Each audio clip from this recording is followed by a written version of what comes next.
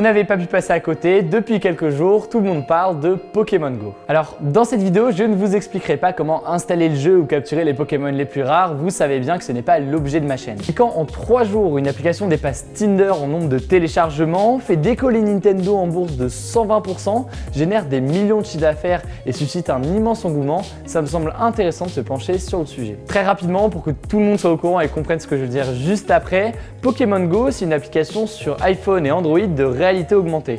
Vous devez vous balader dans la vraie vie avec votre smartphone pour capturer des Pokémon, récupérer des objets dans des lieux emblématiques de votre ville ou encore conquérir des arènes contre les autres joueurs. Alors, comment pourrait-on expliquer le succès de Pokémon Go? Premier élément de réponse, c'est une question de génération. Les premiers jeux Pokémon, ils sont sortis en 96 sur Game Boy avec 2 versions en Europe, Pokémon Rouge et Pokémon Bleu. Pendant plusieurs années, ces jeux ont très bien marché. J'ai moi-même grandi avec ces jeux alors que je suis né en 97 et en fait, c'est plus de 31 millions de copies qui ont été vendues. Alors forcément, avec de tels chiffres, on peut parler de génération Pokémon qui a grandi avec le jeu, les cartes et même le dessin animé et son générique mythique.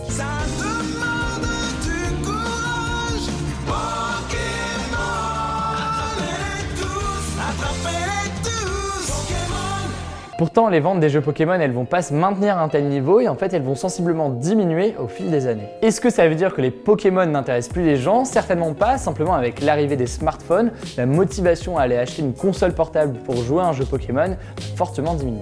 Lorsque Pokémon Go sort, les développeurs ont donc une communauté de centaines de millions de personnes disposant d'un smartphone pour jouer et tout autant de personnes passionnées par l'univers de Pokémon Go et qui n'attendent qu'un jeu à leur portée pour pouvoir s'y remettre. La cible est donc massive puisqu'elle comprend plusieurs générations qui ont grandi avec Pokémon de la fin des années 90 à aujourd'hui. Il y a quelques jours, je suis tombé sur un article du média américain Vox qui titrait ceci: Pokémon Go et tout ce qui ne va pas avec le capitalisme d'aujourd'hui. Son propos me semble intéressant et c'est le suivant. Pokémon Go et les autres jeux qui peuvent lui ressembler sont sensiblement différents des divertissements du XXe siècle. En effet, l'écrasante majorité des divertissements à l'époque impliquait quasi systématiquement un investissement dans l'économie locale, que ce soit une partie de cinéma, un bowling avec des amis, etc. Bien sûr, un tel investissement dans l'économie locale générait des emplois et était positif pour la ville, mais avec des jeux comme Pokémon Go, de tels investissements disparaissent. En effet, Pokémon Go c'est un jeu gratuit, disponible sur smartphone, et si vous décidez de faire des achats dans le jeu, ce qui est possible, l'argent part directement dans les bureaux de Nintendo. Autrement dit, les jeux comme Pokémon Go court-circuitent la consommation de divertissement que l'on connaissait auparavant. Si on creuse un peu cette idée, Pokémon Go serait donc représentatif de cette économie qui creuse les inégalités régionales. L'argent quitte ainsi les villes de petite et moyenne taille pour aller directement vers les grandes villes et les multinationales. Un tel phénomène touche le monde du jeu vidéo, on l'a vu, mais des entreprises comme Amazon sont d'un phénomène similaire. Lorsque vous achetez un livre sur Amazon, vous court-circuitez la consommation d'autrefois,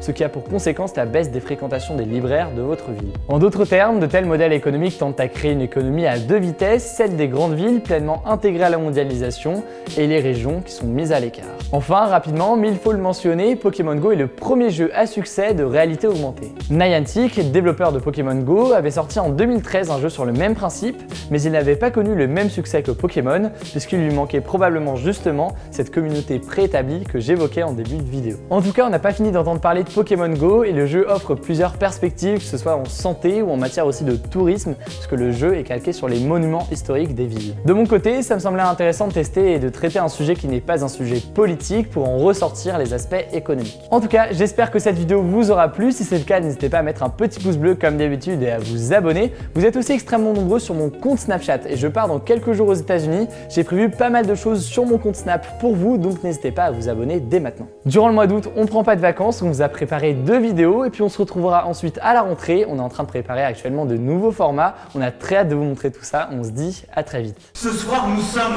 un rassemblement large, fort, volontaire.